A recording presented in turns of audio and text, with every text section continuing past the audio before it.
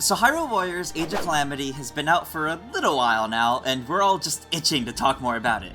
Ahoy folks, and welcome to another Game Explained discussion. I'm your Age of Calamity obsessed host Tris, and I'm joined by my good friend Josh, also known as Nantenjex, of Source Gaming, to talk about the story to Hyrule Warriors Age of Calamity, and what this game means for the sequel to Breath of the Wild. So, since everyone here knows that I loved this game, Josh, what were your thoughts on Age of Calamity? Well, I really liked it as well. Hyrule Warriors is one of my favourite games of this last decade. I put about 400 hours I think into it, following after all the DLC and all that. I maxed out every single character other than the Cuckoo because that was a bit too far for me. So I was looking forward to this game quite a lot, and to be honest, I think it's better. It's not as fan servicey as the original Hyrule Warriors, but the characters are so much more interesting and they can do a lot more in their movesets. Yeah. And it's just much more refined. There's a lot of good quality of life features added in that I think are really neat. So, yeah, overall, I think it's just a better experience than the first one. and to make it clear, because I know some people, when they saw my review, were worried I was, harping on the original. I also love the original Hyrule Warriors. It's definitely also one of my favorites of, the last decade. It's just, I guess, one is a celebration of Zelda as a whole, while mostly staying true to Dynasty Warriors, whereas this one is very clearly a love of specifically Breath of the Wild. Yeah. And it better reflects that.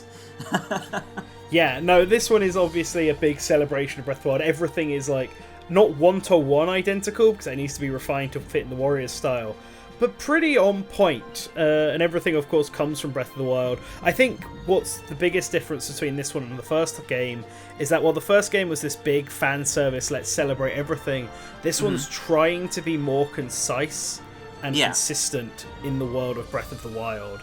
It's trying to tell a story that could, in theory, be canon to the overall Breath of the Wild narrative. This sort of reboot series, whatever you want to view Breath of the Wild as. It's trying to be consistent with it, whereas the first Hyrule Warriors, they straight up said right at the start, this is not canon, this is its own thing, we can do whatever we want here. And I think that's very apparent by the way that plays out in the original Hyrule Warriors. I mean, it kind of retcons the plot of Skyward Sword and Twilight Princess. Yeah, just don't think too hard about that one. Yeah. It's just a very well written... No, I can't even say that. It's a very funny fan fiction. That is the best way to put it. So let's go into how that's handled a bit in Age of Calamity in this case, because as this is, the spoiler discussion, we could talk more about the fact that the champion's descendants from the future are brought into the past thanks to this happy little egg guardian whose name we finally know is Terrako. The egg MacGuffin of the game.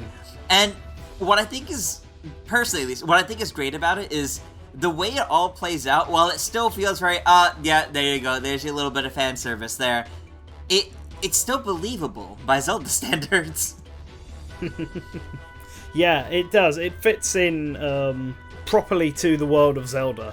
Time travel is obviously nothing new in this game, in this universe. Right. And so having characters from the future come back to the past and all that is something that happened. I mean, it happened in Skyward Sword, didn't it? At the end of the game, everyone goes back in time. Groose, Zelda, Link, Girahim. So that's not a surprise. The champion's coming back here. I think it was sort of unexpected because obviously a lot of people went into this game thinking it was going to be a straight-up prequel to Breath of the Wild, and it's not. It's very much a happy ending, alternate timeline take on Breath of the Wild. What if all these characters you grew to like through the memories actually did survive and Hyrule was saved at the end? Which is jarring. I mean, it's kind of... You see it right from the start. The second time travel's introduced in that demo. I know myself and many others were like, okay, this isn't actually a prequel. They're going to change everything up there, aren't they? Which was true. Yep. But because this is all the happy ending, they can sort of do what they want. I do have a few issues with the time travel itself, but that's more in how it exists as opposed to it actually just being a plot point.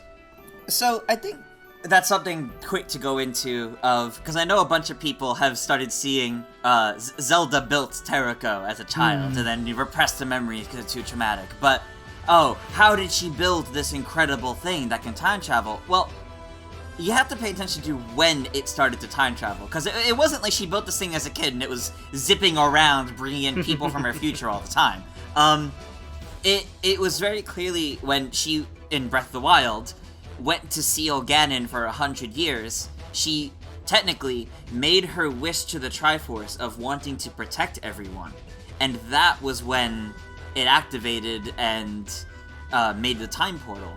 So I think Terrako getting these abilities is the Triforce's answer to her wish, because you can't save and protect people who are already dead. So it thinks, well, if I go back, I could then save them. But by doing so, obviously, it makes a split timeline. Mm-hmm. Yeah, I guess that is a good way to look at it, because you're right, Terrako reactivates after, being gone for about 10, 11, 12 years, however long the time difference is. Yeah. It just falls out of a box, immediately unlocks the power to time travel. Yeah. And does so. And throughout the whole of Hyrule Warriors, this little egg guy is a big MacGuffin to help them through everything. Mm-hmm. Terrako can activate Guardian. He can hack into stuff, activate Guardian, show them with the Calamity. Alright, fair enough. But then, obviously when Zelda is at her lowest moment in the game and thinks that everyone is dead, Terrako suddenly pulls forward the 4 future champions, seemingly out of nowhere, just shoots a beam up into the sky, and suddenly the portals open at the exact right locations at the exact right time for the future champions to come in. It is a very convenient thing, but I suppose you can always sort of push something as being, well, it was the Triforce and Goddess magic to write away plot convenience in these games, which I suppose is a better explanation than just saying Link died to have something happen instead. Yeah. Well, I mean, because if you look at it as the power of the Triforce, it went back to try to save everyone by giving them the foreknowledge. That ended up not being enough. So, in seeing, it's still happening, it pulls something else new. And this is a good way to segue into the champion descendants. These are the champions the champion descendants specifically from Breath of the Wild. Sidon says he will not let his sister be taken again. This is not like some different future version of them or before Breath of the Wild, or what the original Hyrule Warriors did where it retcons Breath of the Wild. These 4 champions come from after the events of the original Breath of the Wild, because they even reference having fought alongside Link already, which they did to free up each of the Divine Beasts. So this is after the events of Breath of the Wild for these champions. And that's a big deal, I think, because that actually means, since they go back to their original time at the end, they actually could remember this. That is the sort of implication of this. If this game was going to connect in any way to Breath of the Wild 2, it's going to be through these champions. And it'd be interesting to see if it does. A big argument, obviously, in the community is, are these games canon? Nintendo never said they were actually canon. They just said, see what happens 100 years ago. But obviously, this isn't exactly. So, and I think if we get into Breath of the Wild 2 and the champions, even if it's just like, I had this strange dream where I fought alongside my sister and defeated the Calamity, like, that is a sign that they did indeed go back in time. Right. So if this is going to be something that they really wanted to show audiences, this is the reason why Aonuma wanted this game to exist to breach between Breath of the Wild 1 and Breath of the Wild 2. You have to start thinking, why did this happen? What is the importance of having the champions go back, meet their ancestors, and then go back to their present time? And I think it could play a strong narrative role in Breath of the Wild 2 in actually propping these guys up as champions. The new ones controlling the Divine Beast now. Yes, because I think a big issue in the first Breath of the Wild, in its story, is you're introduced to what are obviously the successor champions, but only Sidon and Riju really get any kind of focus on them. Oh yeah. And that none of them are actually given the title of champion at the end of the game. because obviously Zelda is freed right at the end and then it immediately stops. She never goes and actually meets any of them. The closest we get is the true ending of, Divine Beast Vavruta stopped working. Let's go investigate. That's it. Yeah, literally. And that's it. That's just dialogue. That's it. So if this is so these 4 future champions need to do something that makes them stand out as champions. They obviously help Link and they are the pilots of the Divine Beast, so that might be enough. But I think having this sort of event where it could be like the motivation for them in the present day to really take up the mantle of being champions. Yep. And I'm hoping that leads them to proactively do more in Breath of the Wild 2 and really solidify their status. Because that a would lot be of really the characters, like Teba, for example, I didn't remember his name until this game. He was that forgettable in Breath of the Wild 1. But now in Age of Calamity, he's one of the better characters, in my opinion. He is. So I really want them to do more with him now in Breath of the Wild 2. And I'm hoping that them having the skills from this game and being motivated by the events of this game will be a narrative point for at least their personal character arcs, if nothing else, in Breath of the Wild 2. And I think that would be really great too, because even if it's just the reference of maybe at the start of the game we see them properly appointed as the new champions, and maybe it's just like in the first Breath of the Wild when Zelda references a bunch of other 3D Zeldas when appointing Link as the Knight Who Seals the Darkness. Maybe it's just appointing them as champions, as having defeated the Calamity or helping to defeat the Calamity twice over. Like, what? That would stick out interestingly, but I think that'd be a nice nod to it because they did. they assisted the first time by helping you take control of the Divine Beast again, but that was kind of where they stopped. They got you to the Divine Beast and they put a thumbs up. Well, the rest is on you. Whereas in Age of Calamity, it's very much, we are with you in this final battle now. We are staring Calamity Ganon in the face alongside you. And they're shown to have the ability to control the Divine Beast on their own, because you have the Akala Citadel mission, the second one, where Sidon is the only one controlling Vavruta, because Mipha's on the battlefield healing people. So they clearly have this ability themselves. So it's a matter of showing that in Breath of the Wild 2, because in Breath of the Wild 1, they got you to the Divine Beast, but then it was actually the spirits of the previous champions trapped in the Divine Beast that actually powered them and fought at the end. So we need to see these future champions step up, and I'm hoping that'll be a strong narrative point. They know that the story of Breath of the Wild 1 was one of its weak points because it was only kept to flashbacks and very brief things. If they want to fix that in Breath of the Wild 2, this is a good way to do it. Have Link or Zelda or whoever push their character arcs across in the actual game, not in memories. Like, you're right, knighting them at the beginning of the game could be an option, but I think I'd rather see them develop into their champion roles throughout that game. With the backdrop of Age of Calamity as a motivator to show that they can actually do this, they can actually live up to that role. Yeah, I think that would also be good. I think doing it in the intro would be more of a just kind of cop-out if they just wanted to reference it, but I think it would be nice to see them develop the same way they tried to show us the champions developing the original with, like, the champions battle and such. I think it would be really nice if Breath of the Wild 2 actually puts that focus, because I think if it would be hard not to, just because I think if Breath of the Wild 2 was too disconnected from its world, it wouldn't feel the same. It wouldn't feel like a proper sequel. Yeah. And to avoid doing that would also be weird, because suddenly they're just not relevant anymore. These are like the second coming of Hyrule's greatest warriors. That's odd not to have again. No, they need to be relevant. I'd be very shocked if they were irrelevant in Breath of the Wild 2 and just non-existent. That would be, or even just like, a very slight nod to their existence, but not actually playing any role in the story. That would just seem really strange and a waste. I don't think they would do that, especially with Age of Calamity being here. I feel like there's going to be references to Age of Calamity, even if just subtle, in Breath of the Wild 2, and vice versa, potentially. If Age of Calamity has DLC, they may want to promote Breath of the Wild 2 by having a character from that game be added as DLC in Breath of the Wild in Age of Calamity. They'll just add short-haired Zelda as a costume. I mean, you laugh, but they probably will. Yeah, I could see it. Now, do we get Link with his weird new arm as like a new moveset for Link? Phantom Arm Link. And you mentioned here that outside of the champions, you may also get other things that Age of Calamity could reference, or that Breath of the Wild 2 could reference into Age of Calamity.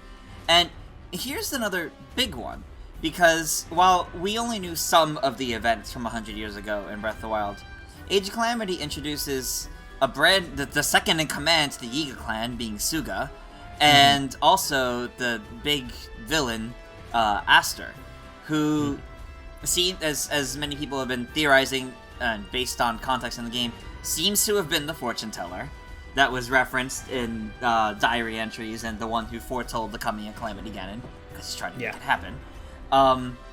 But in Age of Calamity, we have his rise to power through the Harbinger Ganon, which is Ganon possessing that timeline's version of Terrako.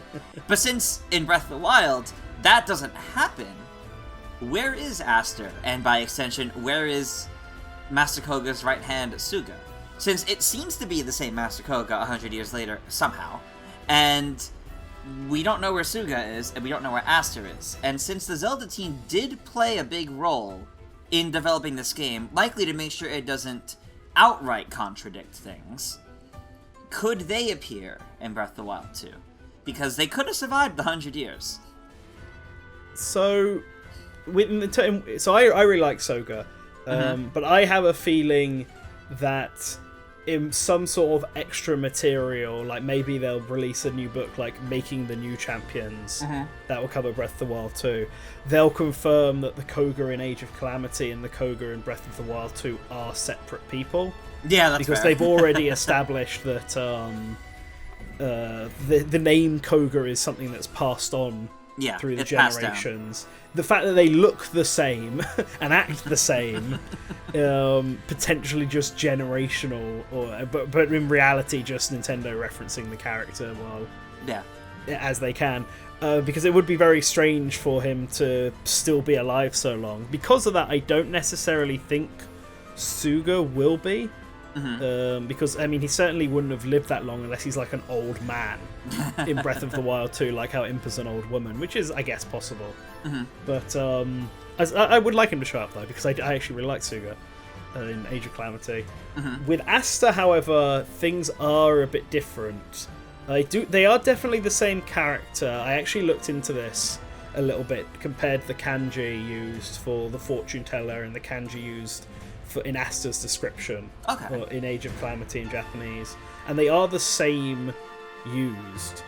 That doesn't necessarily 100% confirm it, but they're definitely having similarities between the two. Yeah, they're definitely connecting them. So I think it's safe to assume that they are the same character. But you're right, Aster presumably didn't die in Breath of the Wild, because, at least not to the Calamity, not in the way he does in Age of Calamity, because him fusing with Calamity Ganon is how Calamity Ganon has that form. Exactly. Which he obviously doesn't have in Breath of the Wild. He has a much worse form, being the weird animal thing. So it's just weird amalgamation of Guardian stuff. That's about it. Like, I mean, unless the human skull that's in the original Calamity Ganon that everyone just assumed was Ganondorf's skull is actually Aster's, considering that Ganondorf might be the shriveled up body below the Hyrule Castle or whatever. Yeah. Like, I mean, that's certainly a possibility. Aster could be alive through some sort of dark magic voodoo nonsense. I mean, Zelda lived for 100 years without basically aging a day, so Aster could do as well. I'm not fully convinced that he'll actually show up. Yeah. Because he's an original character, I don't know if he's actually owned by Nintendo or if he's owned by Tecmo Koei, even though he's obviously based on a character Nintendo made up. That's true. There's a lot of weird holes here. If he is in the game, I reckon he'll be important. If he's not in the game, I reckon he will at least be named in something. Like he might be referenced in some way. Yeah, they'll actively have like a diary note or a book or something that will make reference to Asta, the fortune teller who predicted the Calamity. Okay. Just to tie it back in, but he himself might not actually appear. Yeah, that's fair. I guess because the idea is obviously if he didn't die to the Calamity in the same way as he does in Age of Calamity, as you mentioned, there is a chance he could have survived and could be part of the rise in power to Ganondorf in Breath of the Wild 2. And I know some people try to connect maybe Aster's the body that we see, but no. He doesn't look anything like it, in my opinion. No, he doesn't. I don't think he's the right size. He doesn't look anything like it. No. Hair's different colour. I don't think that's it. Mm-hmm. I'd be very disappointed if it was Asta, because I actually think Asta's a bit of a boring villain. But I also think it's because we just don't know anything about it. No, we don't. I'm hoping DLC again will flesh that out a little bit. Yeah. All we know is he's Hylian and he came from a village somewhere. Mm-hmm. Actually, it says like a certain small village. Yeah. Which makes it sound like we should know which one. Maybe it will finally be that beach that's down in the bottom that... Oh, Lurlin? Yeah, that everyone forgets about because it's not relevant at all in either Breath of the Wild or Age of Calamity. No. Maybe this is how it'll be important. Yeah, I don't know, man. Like, there's so many ways they could go about it that I think would make it interesting to properly develop him as, this iteration of Ganon's, like, closest follower. Yeah, this Aghanim or this Girahim. I mean, I wouldn't mind them developing it because, like I said, I thought I didn't think he was very interesting in Age of Calamity, so I wouldn't mind them building him up, but I'm not necessarily convinced they will do, especially with the Calamity specific side of it done, and this being just the original Ganondorf, seemingly. I mean, this is all just speculation. I don't necessarily think he's going to have any kind of connection to Astor. Because Astor doesn't even seem to know what the Calamity is. He just seems to know from the legends and wants its power. At least that's the vibe he gives off in Age of Calamity. So he probably isn't even aware that Ganondorf is there underground. Well, I would assume. I mean, he probably knows the legends of what Ganondorf was, considering he has Gerudo... He's wearing, like, Gerudo garbs. Yeah. But no, that seems to be part of the overall legend, I would say, for Breath of the Wild, because Urbosa mentions it. Urbosa mentions it as well, yeah. Mm-hmm. Yeah, that's true.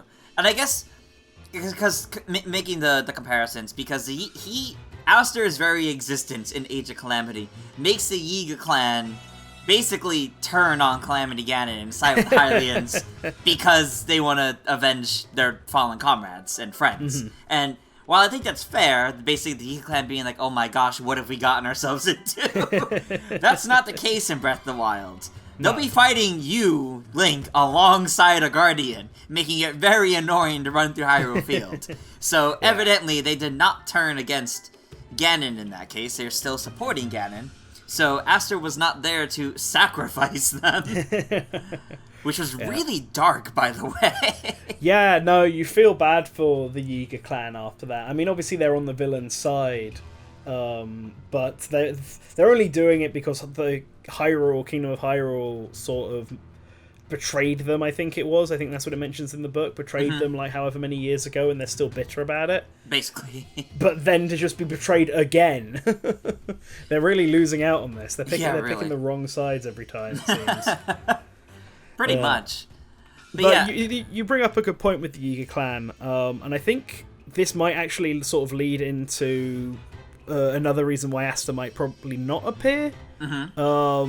And that's because I think the only reason Asta actually has power and is anyway some sort of threat in this game is because the Calamity came back in time with Terrako. Because we know that the bits of the Calamity came back in time, possessed the past version of Terrako. Right. And that's what started the Harbinger Ganon. And that's obviously what Asta uses throughout the game as like the symbol of Ganon and takes from its power. So presumably in the Breath of the Wild world where none of this happened, Asta never got access to the Calamity Ganon's power. Maybe he had a little bit of dark magic, just because magic is a thing that exists in Zelda. Yeah. But he wasn't nearly as powerful as he is in Age of Calamity. That's true. He was a fortune teller, but that was really all where his role went, and that's why no one even remembers his name. And because of that, that's another reason why he might not have any sort of significant role in Breath of the Wild 2, because he never actually became that powerful. Yeah, that would definitely make a lot of sense too. I think the big question is how much this really could all connect, because as you were saying a little while ago, they very clearly made Age of Calamity, one, obviously to show, some events that happened, but it feels like they did this to introduce something that will be there in Breath of the Wild 2, or at least to me it feels like this is to introduce something that will be there, but maybe not make much sense without the context of this whole game. Yeah. I still think the most likely thing is that this game acts as the motivation, the driving force behind the future champions getting into gear and becoming the new champions and actually having proper character arcs and all this throughout Breath of the Wild 2. Yeah. Because that seems like the most likely thing. A lot of other factors don't feel like they can necessarily play into Breath of the Wild 2 because of the timeline split. Yeah, exactly. Aster is the only other possible one. Because the implication is that he still existed, but yeah. Yeah, he definitely existed, but whether he was anything like he was in Age of Calamity is up for debate, because we don't really know anything about him in Breath of the Wild 1. So it's like a 50-50 split with him, but I'm pretty convinced that Age of Calamity will definitely be referenced in Breath of the Wild 2, even if it's just subtly by the future champions in a... had this strange dream that this happened, but now I'm suddenly motivated to become the next champion. Something better written than what I just said. Or at least I hope better written than what I just said. Hopefully. I mean, we know people debate how well Zelda games in general are. Yeah. So. I think the most important part to keep in mind is we still don't really know how far out Breath of the Wild 2 is. I mean, as much as we want to sit here and say Breath of the Wild 2 could come before the end of 2021, we really don't know. It was revealed in E3 2019, and we haven't heard anything since outside of when Age of Calamity was revealed. Eiji Aonuma was like, hey, I know you guys want to hear more about Breath of the Wild 2, and development's going well, but please wait longer before we can say more about it. In the meantime, here's this big game. And that basically took up everyone's, focus. But now that it's out, the questions are going to start coming in again as to when will we see Breath of the Wild 2 again? Yeah, I've got high hopes that it will be next year, or at least next fiscal year, out by the end of March 2022. I'm hoping it's next year, though. I hope it's their big holiday game. I have high hopes. It's Zelda's 35th anniversary, even. Yep. And I feel like Nintendo are going to be doing a lot to push that. Once Mario is out the door on March 31st, Link's going to be stepping into office, and we'll get the big blowout for that. And I feel like Breath of the Wild 2 is going to be part of that. It's going to be a big focus of their E3 next year, assuming that happens. Fingers crossed, touch wood. And that's going to be what their big holiday game is. I have a strong feeling of that, personally. But we'll see. We'll see. Me too. I'm fairly certain we'll see it. But I'm mostly just really, really interested in seeing how they make anything from Age of Calamity tie in. Because I feel like, despite the timeline split, it will. Thankfully, we know Breath of the Wild 2 is a sequel to Breath of the Wild, not Age of Calamity. No. But some things I still think will carry over or be referenced or something. Who knows? Yeah. Maybe we'll even have Zelda try to rebuild Terrico. I don't know why, but... Don't know how or why, because he shouldn't exist in that timeline. But nor should she remember him. But... Yeah, exactly. But maybe we'll see. Fun little reference. If not Breath of the Wild 2, maybe Breath of the Wild 3. I mean, they've created a split timeline now, so in theory, if everything wraps up quite nicely in Breath of the Wild 2, they could be like, right, let's just do another one in the new timeline we've created. Well, it's true, because Ganondorf would still be underground. Yeah, exactly, and we'll do it all again. Oh, no. This time Hyrule's not destroyed.